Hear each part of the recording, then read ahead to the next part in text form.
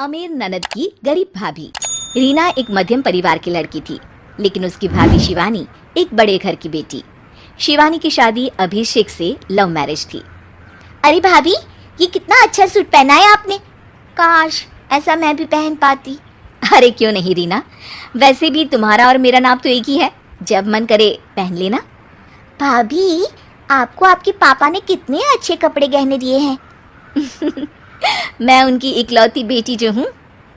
बेटी तो मैं भी इकलौती हूँ, लेकिन क्या करे, पापा है नहीं, पता नहीं कैसे होगी मेरी शादी। तभी वहाँ शिवानी की सास आ जाती है। अरे क्यों नहीं करेगा भाई तेरी शादी धूमधाम से, आखिर जिम्मेदारी है तो उसकी। और वो दिन भी आ जाता है जब रीना की शादी तय हो जाती है। अभिषेक, क्या हुआ? आप इतने परेशान तो कभी नहीं दिखे, कोई बात है तो बताइए मुझे। अरे शिवानी, वैसे तो शादी का सारा इंतजाम हो गया है, लेकिन गहनों का रेट तो आसमान छू रहा है। कैसे क्या करूं, कुछ समझ में ही नहीं आ रहा। थोड़ी देर में शिवानी अपने पूरे गहने अभिषेक के सामने रख देती है। ये लीजिए, गहनों का इंतजाम भी हो गया। अरे नहीं नहीं शिवानी, मैं ये गहने किसी हालत में भी नहीं ले सकता। ये तुम्हारे पिता ने तुम्हें दिया था, और तुम हो कि। तभी वहाँ सास आ जाती है। अरे तो क्या हुआ, इसकी तो हो गई ना शादी, अब किसे दिखाने हैं इसने गहने। सास गहनों का डिब्बा शिवानी के हाथ से लेकर वहाँ से चली जाती है। रीना की शादी धूमधाम से होती है और अब वो बड़े घर की बहू बन जाती है।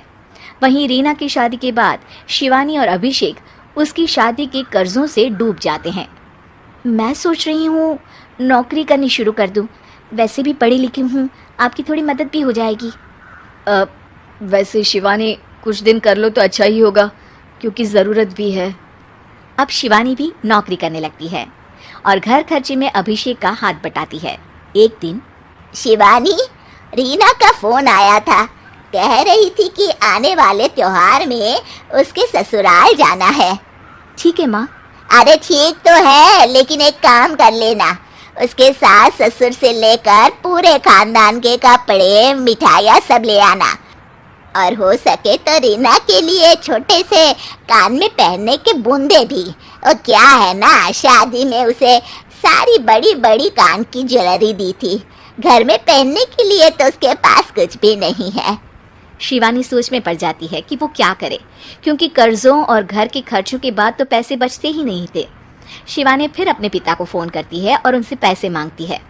देखो शिवानी, मैंने तुम्हें शादी के वक्त ही मना किया था कि ऐसे घर में शादी करनी ही नहीं चाहिए। अरे अभिषेक को शर्म आनी चाहिए जो ससुराल से पैसे मंगवा रहा है। शिवानी को पिता की बात पर गुस्सा आ जाता है। आप मेरे पिताजी हैं और मैं परेशान थी, इसलिए आपसे मदद की उम्मीद की पापा। अभिषेक को तो पता भी नहीं है कि मैंने आपसे पैसे मांगे हैं। शिवानी सोचती है कि वो अभिषेक से बात करे, लेकिन फिर उसे लगता है कि वो टेंशन ले लेगा। तभी शिवानी की नज़र हाथ के कंगन पर पड़ती है, सीधे बाजार जाती है और उसे बेचकर ननद के घर ले जाने का सारा सामान लेकर आती है और सास के सामने रख देती है। हाँ ठीक है, लेकिन अब फल थोड़े और अच्छी क्वालिटी के होने चाहिए थे। शिवानी कुछ नहीं कहती, वहाँ से चली जाती है। एक दिन शिवानी, रीना का फोन आया था, बहुत रो रही थी। क्यों माँ, क्या हुआ? सब ठीक तो है ना उसके ससुराल में? अरे तूने तो उसकी नाक ही कटवा दी। अब मैंने क्या कर दिया माँ? कह रही थी कि बड़े घर की बहू है भाभी, जो कपड़े दिए वो ब्रांडेड भी नहीं थे। तू तो जानती है ना उन लोगों का पहनावा कितना अच्छा है। तू तो मेरी बेटी का भला कभी सोचती नहीं। हाय भगवान, अरे बड़े घर की बहू है, इसी बात की जलन है ना तुझे, लेकिन याद रख मेरी बेटी का सोचने के लिए भगवान है, तुम लोग कभी उसका बुरा नहीं कर पाओगे। अब शिवानी के मन में सवाल था कि क्या ईश्वर सिर्फ रीना के साथ है, उसके साथ नहीं? लेकिन उसे सुकून था कि वो अभिषेक के साथ उसकी जिम्मेदारियों को निभाने में बराबरी की हकदार है। शिवानी वहाँ से चली जाती है। वो सास से कुछ नहीं कहती, क्योंकि अमीर घर की बहू बनकर रीना को भले ही सुकून ना हो, लेकिन गरीब घर की बहू बनकर शिवानी खुश है, क्योंकि खुशी पैसों से नहीं परिस्थितियों पर निर्भर करती है।